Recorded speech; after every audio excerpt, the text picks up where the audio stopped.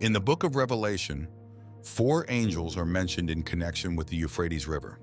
These angels are described as being bound at the river's great riverbed. Their release is foretold to coincide with the drying up of the Euphrates, marking a significant event in apocalyptic prophecy. These angels are often associated with bringing judgment or executing God's will upon the earth during the end times. This question leads us to explore history, culture, and geography interestingly. The Euphrates River has played an enormous role in shaping our world today. It's a story of twists and turns from ancient civilizations to modern-day politics. Let's dig in and discover why this river captures people's curiosity worldwide. What is the significance of the Euphrates River in Christianity? The Euphrates River, spanning across the Fertile Crescent region, holds immense importance in religious scripture and as a crucial resource in the Middle East. It traverses through Turkey, Syria, and Iraq and is referenced in the Bible on more than 50 occasions. Therefore, the Euphrates River holds profound significance for several major religions, including Christianity. Here's an overview of its importance. 1. Biblical references. The Euphrates River is mentioned numerous times in the Bible, particularly in the Old Testament. It is often associated with ancient Mesopotamia, where many biblical events occurred. For example, in Genesis, the book where we are introduced to this particular river for the first time, it is stated that the Euphrates River was one of the 4 rivers that flowed out of the Garden of Eden. The Garden of Eden was a place where man could meet God. The identities of the Pishon and Gihon rivers are not entirely known to us, but the identities of the Tigris and the Euphrates rivers are common knowledge. Additionally, it is mentioned in connection with Abraham's homeland and the location of the ancient city of Babylon. The Euphrates, a name echoing Eden, holds symbolic weight in biblical passages. It is a river named after ancient connections, similar to Bethlehem, Pennsylvania, mirroring its Judean counterpart. Designated as the first Euphrates River, its prominence is evident in Deuteronomy's promise of land to the Israelites, stretching from the Euphrates to the Mediterranean Sea. Isaiah utilizes the Euphrates as a symbol of the looming threat of the Assyrian Empire. Foretelling its eventual drying up, 2 biblical passages, particularly Revelation's 7 bold judgments, predict a transformative fate. Diverse perspectives on Revelation vary from fear to fanaticism, emphasizing the profound impact of altering its sacred text. Reading aloud brings blessings, while alterations incur unique curses, signifying God's high regard for this revelation. 1. Historical context. The Euphrates River has been a vital waterway for trade, transportation, and agriculture. It played a crucial role in developing ancient civilizations such as the Sumerians, Babylonians, and Assyrians, whose cultures are referenced in the Bible. 2. Religious symbolism. In Christianity, the Euphrates River often symbolizes boundaries or divisions. In the book of Revelation, for instance, it is one of the rivers mentioned as being dried up to prepare the way for the kings of the East during the end times. Theologians and scholars interpret this imagery in various ways, but it generally signifies significant events or transitions in eschatological beliefs. 3. Cultural importance. Beyond its religious significance, the Euphrates River holds cultural importance for Christians as part of the historical and geographical backdrop of the biblical narrative. Many pilgrimages and tours to the Holy Land include visits to sites near the Euphrates, such as ancient cities, archaeological ruins, and historical landmarks associated with biblical events. Overall, the Euphrates River is a geographical feature and a symbol of ancient history, religious symbolism, and cultural heritage, particularly for Christians who value its connections to biblical narratives and prophetic imagery. Now, the question is why everyone is Googling the Euphrates River. Here are some of the significant answers to that question. 1. The consequences of the Euphrates River drying up. As a result of the Euphrates River drying up, several ancient ruins in a cave have become accessible. Over the last several years, the water level of the Euphrates River has dropped significantly. Some people quickly point to the drying up of the riverbed as a fulfillment of the predictions about the end of times found in the Bible. Now let's see why the Euphrates River is drying up. According to the Bible, the drying up of the Euphrates River is attributed to an angel pouring out a divine bowl of God's wrath. We will discuss this further in the video.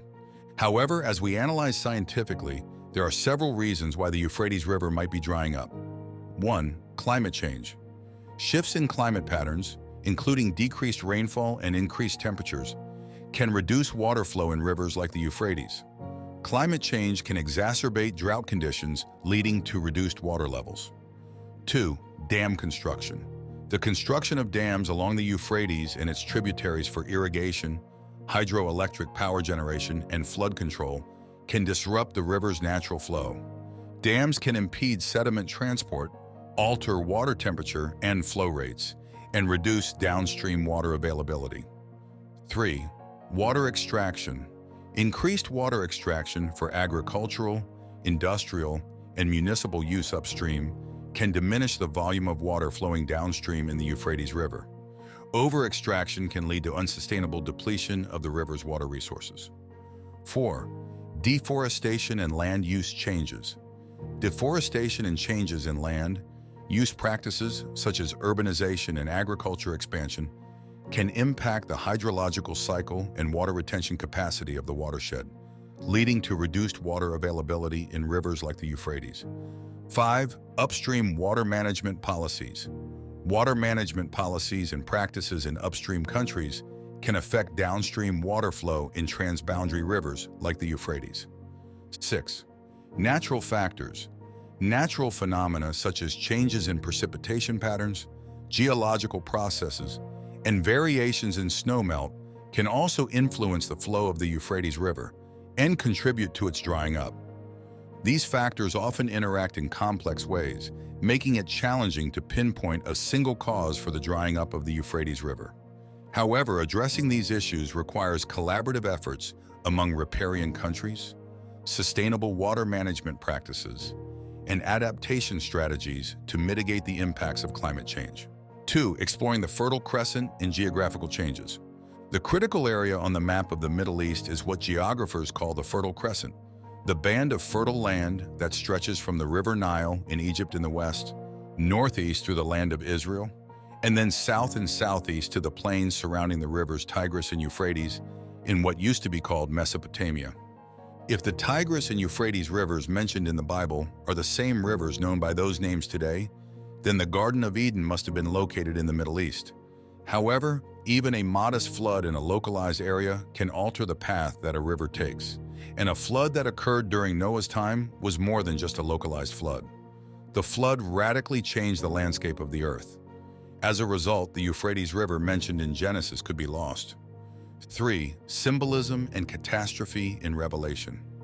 The Bible anticipates the Euphrates drying to pave the way for a king, discussed in Revelation 16, the near future section. Revelation unfolds in 3 eras: present, near future, and far future. Amidst the 7-year tribulation's judgments, seals, trumpets, and bowls, solace is found in knowing the predicted dire circumstances won't worsen. Revelation introduces terms like seals, trumpets, bowls, lampstands, dragons, and stars, each carrying catastrophic weight. The seals, trumpets, and bowls signify disasters, with the latter being so devastating that a continuous onslaught would eradicate all life. Mark 13:19-20 underscores the unprecedented tribulation, shortened for the sake of the chosen elect. 4. The final judgment. 7 bowls of God's wrath. The 7 bowl judgments represent the tribulation's final, severest reckoning. Described in Revelation 16:1-21 as the 7 bowls of God's wrath, they unfold under the Antichrist, marking humanity's pinnacle of wickedness. Revelation's gravity lies in its unique significance, evident in blessings and curses associated with its interpretation. 5. The significance of the Euphrates River in apocalyptic prophecy. In the apocalyptic narrative, the 7th trumpet brings about a series of disasters called the 7 bowl judgments. One of these bowls, the 6th, affects the famous Euphrates River, marking a significant event in the predicted sequence. The first bowl inflicts painful sores on followers of the Antichrist, identified by their loyalty to the mark of the beast. Later bowls bring even more devastating changes. The sea turns into blood, rivers and springs suffer the same fate, and the sun scorches the earth with intense heat. Darkness falls over the kingdom of the beast during the 5th bowl, increasing the suffering of those who have strayed from righteousness. 6. The prophesied drying of the Euphrates River. In the sixth bowl judgment described in Revelation 16-12, a significant event unfolds as the Euphrates River, historically seen as a symbol of defense, undergoes a profound change. This drying up of the Euphrates is portrayed as a strategic move, clearing the way for kings from the east to advance. This unexpected alteration disrupts the river's perceived strength, enabling vast armies from regions like China, India, and Japan to move westward more easily. Rather than being explained by natural causes, the drying of the Euphrates is attributed to an angel pouring out a divine bowl of God's wrath, as described in Revelation 16:12. The purpose behind this act is clear: to make way for the gathering of eastern kings and to set the stage for a prophesied conflict. There are various speculations about why these kings are moving eastward, with some suggesting it could be a response to the Antichrist influence from Europe. 7. Armageddon, the final showdown of good and evil. The story reaches a climax when kings gather at a place called Armageddon, which means Mount Megiddo in Hebrew. According to the book of Revelation, the Battle of Armageddon is a big showdown between good and evil, showing the final conflict between God and dark forces. Nowadays, Armageddon is often used to describe any massive battle with potentially catastrophic results, even beyond its biblical meaning. Though interpretations may differ, the Bible consistently tells of events leading to a showdown that will decide humanity's fate. The drying of the Euphrates River, seen as a supernatural and intentional act, sets the stage for this cosmic showdown on the plains of Armageddon. Armageddon, the sole mention in the Bible, found in Revelation 16, becomes the focal point of a gathering for the imminent war of God, as depicted in verses 13-16. Loathsome spirits, akin to frogs, emanate from the mouths of the dragon, the beast, and the false prophet, signaling demonic influence across the inhabited earth. These spirits orchestrate the assembly of kings and armies at Harmageddon, the Hebrew term for Armageddon. The ensuing battle, anticipated in Revelation 19:11-20, unfolds with the return of Jesus on a white horse, embodying righteousness and judgment. The conquering Christ leads heavenly armies adorned in white, symbolizing purity. His eyes ablaze and crowned with many royal crowns, he wields a sharp sword to strike down nations and rule with an iron rod, administering the fierce wrath of God. A mysterious name, known only to him, adorns him as the Word of God, attired in a blood-drenched robe. A single angel's call summons birds to a feast on the flesh of kings and the powerful, marking a complete conquest of evil. So the events surrounding Armageddon remain wrapped in biblical mystery, with its exact location still uncertain. Although there's no specific Mount Megiddo, the term likely refers to the hilly area around Megiddo's plain, about 60 miles north of Jerusalem. Megiddo, known for its history of battles, has seen conflicts involving Egyptians, Assyrians, Greeks, Romans, Crusaders, and even Napoleon's forces during World War I. Revelation 19:20 talks about Christ's victory, while Revelation 20 outlines the binding of Satan and the establishment of a 1,000-year earthly kingdom. The Battle of Armageddon is depicted as a complex conflict involving supernatural beings, symbolizing the ultimate clash between good and evil. The prophetic timeline connects the drying up of the Euphrates River to the Battle of Armageddon. This drying up, seen as a preparation for the battle, symbolizes a path for the impending conflict. This sequence marks the beginning of the ultimate confrontation, paving the way for a new era of divine governance and peace.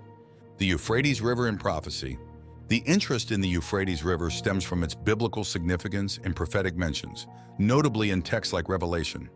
Symbolically tied to the Assyrian Empire, the river is foretold to dry up in the future as part of apocalyptic events. In Deuteronomy, God pledges land to the Israelites extending between the Euphrates and the Mediterranean. Revelation describes the drying up of the Euphrates as a crucial event within the 7 bowl judgments, marking a significant turning point. If you have enjoyed learning about the Euphrates River's rich history and importance, don't forget to like, share, and subscribe to stay updated on more exciting content like this. We will see you in the next video. Bible Short Stories, signing off.